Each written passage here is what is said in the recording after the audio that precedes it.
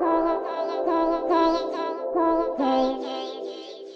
you all read about this or hear this? That you used to go up on Mulholland Drive and park every night and visualize seeing yourself as... Yeah, I would visualize, This is when you were broke and poor. You know, right, having directors interested in me and people that I respected saying, you know, I like your work or whatever that is. And I would visualize things coming to me that I wanted or whatever. Drive home and think, well, I do have these things. They're out there. I just don't have a hold of them yet, but they're out there. I wrote myself a check for $10 million for acting services rendered, and I gave myself 5 years, or 3 years maybe.